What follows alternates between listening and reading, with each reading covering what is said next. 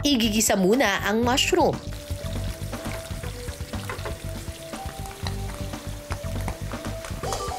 Siyempre, piniprepare na namin beforehand itong lengua. Pinalambot na ito. 2 hours po siyang 2 pinakuluan. hours nang pinakuluan yung lengua. Nilinis na siya, tapos pinakuluan na siya para malambot na siya talaga.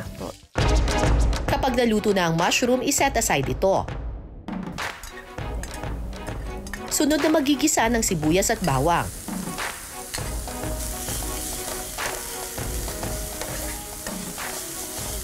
Saka ihahalo ang napalambot na lengua.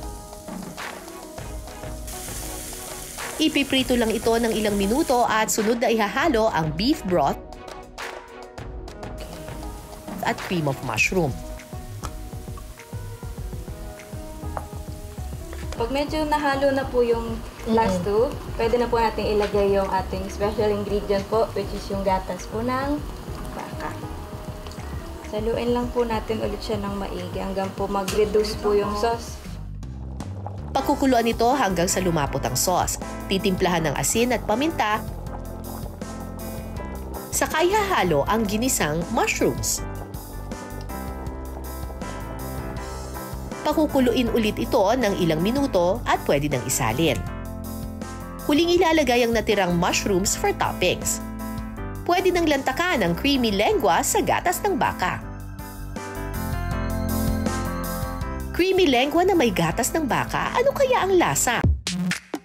Oras na para tikman ang niluto nating creamy lengua na may gatas ng baka. Creamy talaga. Ang susi sa masarap na lengua, kailangan talaga napalambot ninyo ng maigi. Nalinis at napalambot ninyo ng maigi yung lengua. Pero iba talaga kasi ang linamnam nung ginamit na gatas.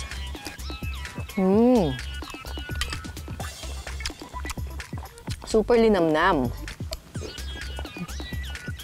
Ang champion dito yung sauce eh. Yun talagang champion dito.